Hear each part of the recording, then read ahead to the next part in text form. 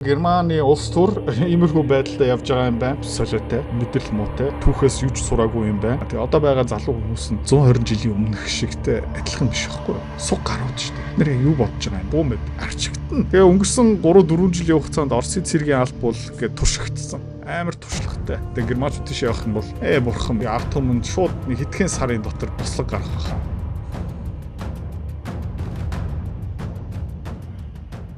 Токиод Японд амьдарч байгаа хүмүүс нь анхаараарай. 12 сарын 6-нд хагасаа өдөр 12 цагаас 4 цагийн хооронд анхан шатны хөрөнгө оруулалт ба хувийн санхүүгийн сургалт болох гэж байгаа шүү. За, дэлгэрэнгүй мэдээлэл энэ постны доор эсвэл дээр байгаа шүү. За, контент өргөжлүүл. Герман улсын цэргийн алба эргээд ирлээ. Өнгөрсөн 120 жилийн хугацаанд хамгийн том дайн ихэлсэн тал хэм байсан бэ гэх юм бол германчууд.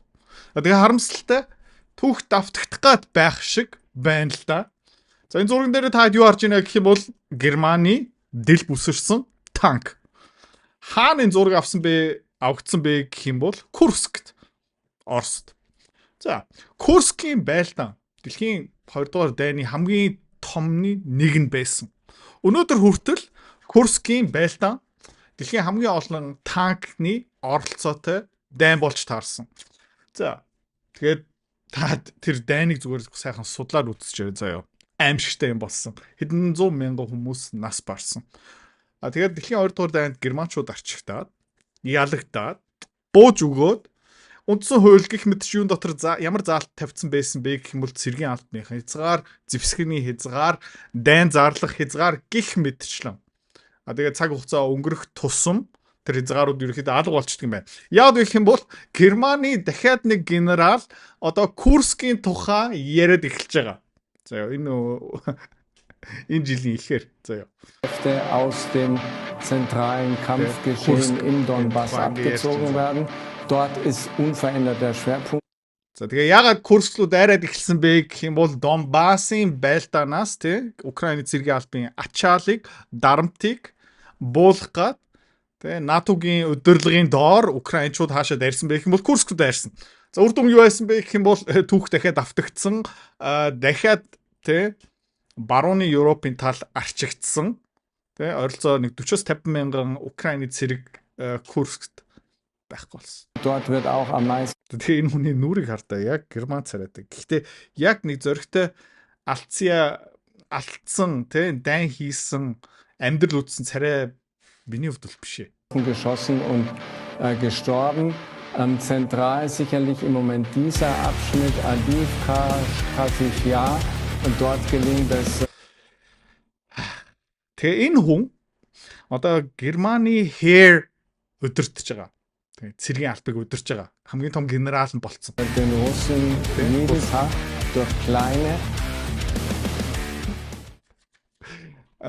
би хөвдөө юу гэж бодсон бэ гэх юм бол Германы ямар нэгэн генерал цэргийн албахийн Курск гэдэг үгийг дахиад гарахгүй байх гэж бодсон чинь би буруу байж таарлаа. За тэгээд одоо Герман улсын баталгаа хамгаалтын яамны сайд бас сонирхолтой юмнууд хэлсэн. Ойролцоо 2 сар юм сонсцгоо. Wir haben noch Zeit für eine letzte Frage. Gibt es энэ бага хүмүүсээс хамгийн сүүлийн асуулт авъя. Та дэс асуух юм байгаа юм. Naja, wenn es nicht genug Freiwillige gibt. За тэгээ юу асуусан бэ гэх юм бол Германд хангалттай хүмүүс цэргийн алба руу илсэхгүй юм бол ямар арга хэмжээ авах юм бэ? Das ist auch einfach angelegt im Koalitionsvertrag, in dem wir gesagt haben, wir setzen zunächst auf freiwillig. Тэр амар easy ярьж байгаа. Too mad easy peasy амар амархан. Тэгээд хангалттай хүмүүс олдохгүй юм бол манай мөрийн хөтөлбөр дотор угаасаа заасан байгаа. Хангалттай цэрэг олдохгүй бол бид нэр хүчээр татчихна. Wenn es nicht reicht, wenn wir nicht genügend freiwillige Bewerberinnen und Bewerber haben, Klammer auf, nur in Deutschland glauben wir offenbar, dass unsere jungen Leute nicht bereit sind, das zu tun, in anderen Ländern ist das durchaus gelungen und zwar sehr erfolgreich. Тэгээ ганцхан Германд манай залуучууд юу бодож байгаа юм бэ гэх юм бол дайн эхлэх юм бол элсэх шаардлагагүй гэж үзэж байгаа юм байна. Бусад орнуудыг харах юм бол тэд нэр амжилттай залуу хүмүүсийг татсан шүү дээ. Erfolgreich, Klammer zu. Von daher, wenn es dann wieder erwarten nicht reichen sollte, dann wird es Pflichtelemente geben. Тэгээд дутах юм бол бид нэр татна. Es ist aber auch kein Wunder, weil auch die Wehrpflicht als solche könnte ja theoretisch morgen mit einfachem Gesetz wieder in Kraft gesetzt werden. Тэгээд маргааш бид нар хүсэх юм бол хууль баталчин. Тэгээд хүмүүс цэрэгт явж л таар. Хөшөө. Чи маргааш өглөө юу хийх вэ? Таачгүй. Чи хуруугаа уншуулна. Залахгүй байна. За дарах. За. Нэгтгэс тавтах. Зуны амтлаараа жоохон амрын тэгээ буцаагаад ажилдаа орчин. Зээлээ төлнө. Тэгээ 30 настай хөвцсөн юм бол заяа. Хүү, шгүүдээ талтаа орчлоо.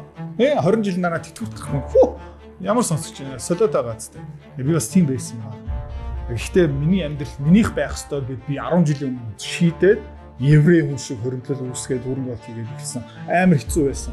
Сурж авсан юм аа би номын дотор шингээсэн, сургалт хийсэн, компани үүсгэн байгуулсан. Би энэ өвчнгоос салж чадсан. Тэ энэ хуруу шүү дээ. Хизээж хуруу уншигчтай золохгүй. Never again. Чек адилхан юм өвчнгоос салмаар байгаа юм бол зээл мэйл янз мөнгөний зовлонгоос салмаар байгаа юм бол би сургалтаа санал болгоё. Мөнгөний зовлон баяртай гэсэн сургалт. Эний талаар дэлгэрэнгүй мэдээлэл авмаар байгаа юм бол видеоны эз эргээд уулзъя. За тэгээ энэ Pistorius гэдэг нэртэй их хурлын гишүүн одоо Батлан хамгаалтын яамын сайд юу гэж ярьсан бэ гэх юм бол те. За тэгээд өнгөрсөн олон жил одоо 70-75 жилийн хугацаанд Германы цэргийн алба ямар соёлтой, ямар үзэл бодол, ямар стратеги баримталдаг байсан бэ гэх юм бол дэлхийн 2 дугаар дайнаас шалтгаалаад даруухан дайн эхлэхгүй, агрессив байхгүй.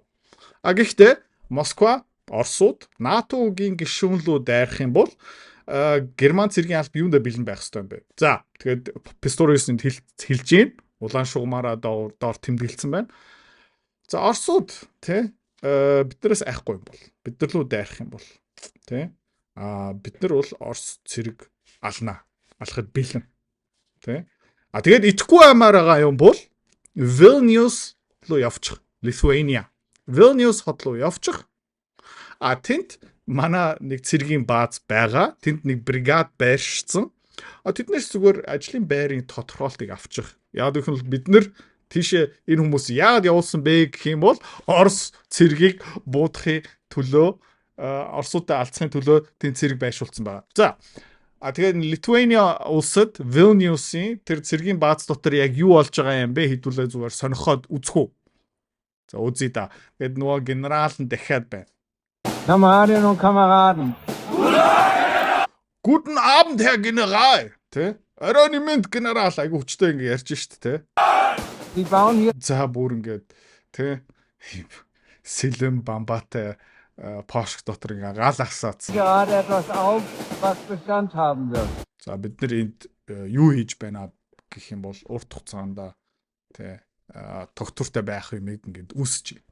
Тэ энэ бол зүгээр богино хугацааны юм биш. Бид нарын цэргийн бааз тэ урт хугацаанд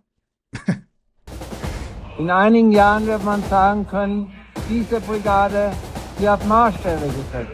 за хэдхэн жилийн дараа хүмүүс юу гэж ярих юм бэ гэх юм бол энэ байршсан байгаа бригад тэ шинэ стандарт тогтоосон гэж ярина.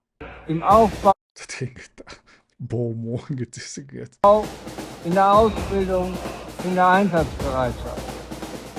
Ich will, dass wir hier mit dieser Brigade erfolgreich sind. Би юу хүсэж байна гэх юм бол энэ бригад энд тэ амжилтанд хүрэх ёстой. Stelle Ihnen Panzerbrigade 45 Litauen zur Ihrer Verfügung. 45 дахь танк бригад. Бэлэн байна генерала.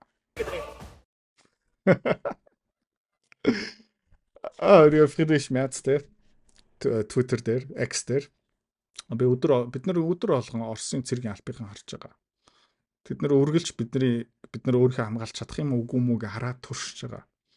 За эх хэдэн сар жилүүдэд бид нар өөрийнхөө эрх чөлөө, инх тайван тэгээ өөрийнхөө талбай нутгаа хамгаалахын тулд тэ бэлэн байх болно. За Robert Habeck. За одоо огцорцсон л доо тэ эдийн засгийн сайд байсан. Эдийн засгийн нураацсан л та атомын цахилгаан станц нураацсан, нүүрсэн цахилгаан станц татан буулгацсан. Ер нь бол цахилгааны өртгийг 2 нугалж чадсан. Одоо янз бүрийн автомашины үйлдвэрлэл, бизнесүүд, ажил хөдөлгөөний төвшин гэдэг дээд зэгтээ хүрч байгаа. Энэ хүнийг авъя.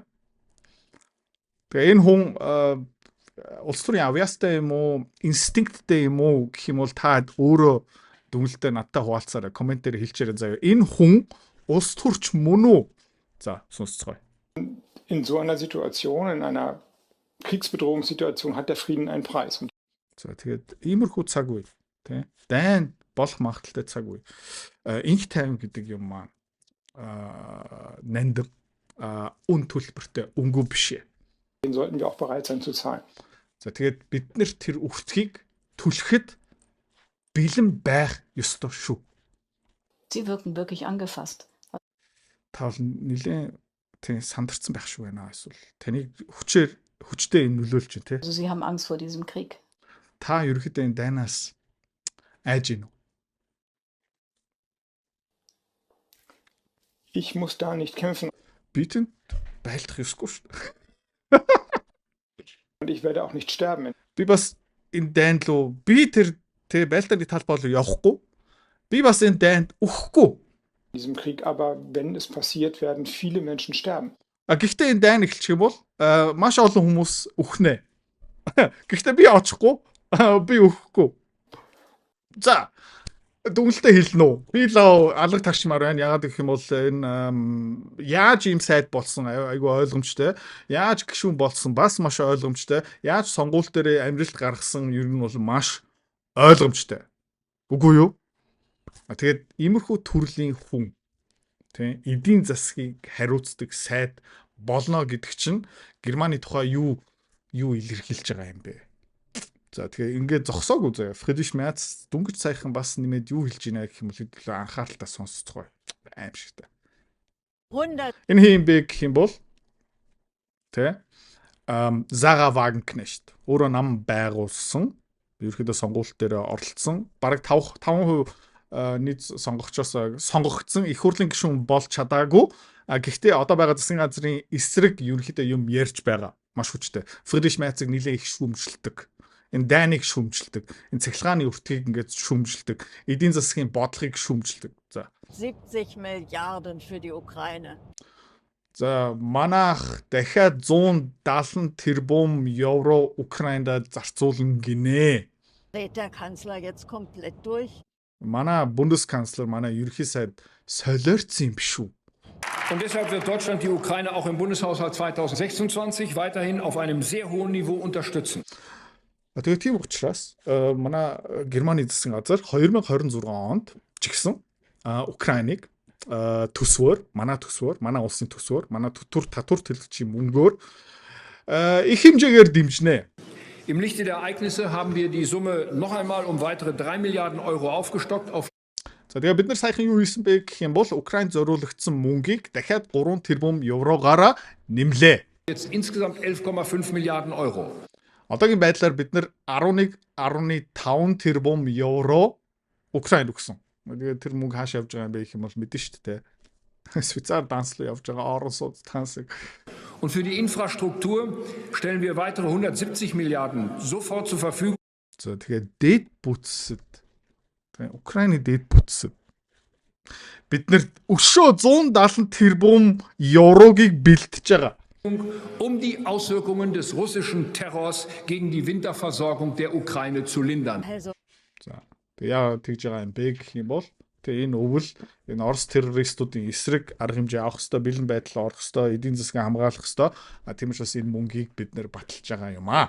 11,5 Milliarden. Нэр тоглоом юм уу? 11.5 тэрбум. Mal eben noch mal für Waffen an die Ukraine. Зэвсгээр On top obendrauf angeblich 170 Milliarden für die ukrainische За тэгээ дээрээс нь дахиад 170 тэрбум Украинд Infrastruktur. Na toll, wo hier die Brücken bröckeln, die Schulgebäude schimmeln und viele Schienen marode sind. За тэгээ манай улсад ерөөдөө гүүрнүүд нь ингээд эвдэрч байгаа, сургуулиуд нь ерөөдөө хөгцрөө дуусж байна. Зам ам цоорхоо төмөр зам ер нь бол ажиллагаа болж байгаа. Aber okay, wahrscheinlich ist der Mann inzwischen so verwirrt, dass er noch nicht mal mehr Millionen und Milliarden auseinanderhalten kann. Aber Тэгээ манай Bundeskanzler бүр толгоон хаана явж байгаа юм бэ гэх юм бол сүүлдээ сая евро, тэрбум евроч ялгах чадхаа болж ах шиг байна да. es bleibt schlimm genug, weil zumindest die 11,5, da meint er ernsthaft Milliarden. teures deutsches Steuergeld. Тэгээд 11.5 тэрбум дээр зүгээр байдаг. Болгоомжтой. Тэгээд 11.5 тэрбум бол манай Мяц тэрбум гэдэг мэдж байгаа. Гэхдээ бусад тоонууд дээр мэдж байгаа юм уу үгүй мó? Хайран манай ард түмний татварын Mit мөнгө. so einem Mann an der Spitze kann es doch echt nicht weitergehen. За тэгээ ийм хүнээр усаа өдөрдүүлнэ гэдэг чинь бүтэхгүй штэ. Авдука туслах.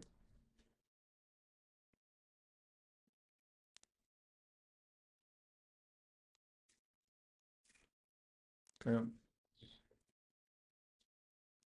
Монгол үзлээ юу? За. Иймэрхүү байна. Тэгээ Курскийн дан Германы улс төр иймэрхүү байдалтай явж байгаа юм байна. Солиотой, мэдрэл муутай, түүхээс юу ч сураагүй юм байна. Тэгээд өнөөдөр ингээд Германы хүн амын бүтцийг ингээд харах юм бол заа залуу хүмүүс нугасаа хамсалт орсон байгаа шүү дээ. Тэгээ одоо байгаа залуу хүмүүс нь 120 жилийн өмнөх шигтэй адилхан биш байхгүй юу? Тэ суг гарууд шүү дээ. Суг гарууд. Нэр юу бодож байгаа юм? Буу мэд арчигтана. Тэгээ өнгөрсөн 3-4 жилийн хугацаанд Оросын цэргийн алба бол ингээд туршигдсан. Амар туршлагатай. Дрон, мон, их буу бүх юм ингээд бараг төгс өдөрч байгаа шүү дээ. Тэгээ германчууд тийш явах юм бол бурхан байна. Тэгээ ард түмэн шууд нэг хэдхэн сарын дотор бослог гарах байхаа. Тэгэл тийм бослог хэрэгтэй л байх шиг байна да. Мөнгөний зовлонгоос салах амархан биш ээ, амар хэцүү. Гэхдээ хамгийн үр дүнтэй, хамгийн гоё амжилт гэх юм уу да. Яагаад гэх юм бол энийг танаа чиний амьдрал чинийх болно. За, энэ сургалт дотор юу орцсон байгаа юм бэ гэх юм бол би одоо 4-5 жил тасралтгүй хувь хүний сургалт контент явуулж байгаа. Энийн тухай бүр 3 ном бичсэн. Энэ дээр хамгийн тийм үр дүнтэй, арга сайтай юмнуудын оролцсон байгаа. За, тэгээ энэ зүгээр сургалт биш. Энэ зүгээр видео бичлэг биш. Энэ зүгээр юм унших биш. Хоёулаа хамт дасгал хийнэ. Чамааг ухамсартай болохын тулд, чамааг доор хаяж 6 сар мөнгөө далт хийлэгдэг болохын тулд хүн цохилт хэрэгтэй. Чамд хүн цохилтын үгнө хөвгчлөлтэй. Фан. Чамаа ерөөсө зовоохгүй чи залахгүй чи ерөөсө уйдахгүй амлж जैन заяа. За. Ойролцоо 200 гаруй хуудас контент, 25 видео бичлэгийн дараа чам бас юу гаргаж өгөх юм бэ гэх юм бол санхүүгийн тайлныг чинь гаргаад өгч. Хизээ хідэн төвөртэй болох юм. Би яг хизээ энэ зоолонгоос салах юм бэ. Бүх юм тодорхой. Одоо ганц үлдсэн юм юу юм бэ гэх юм бол чи өөр. Let's go.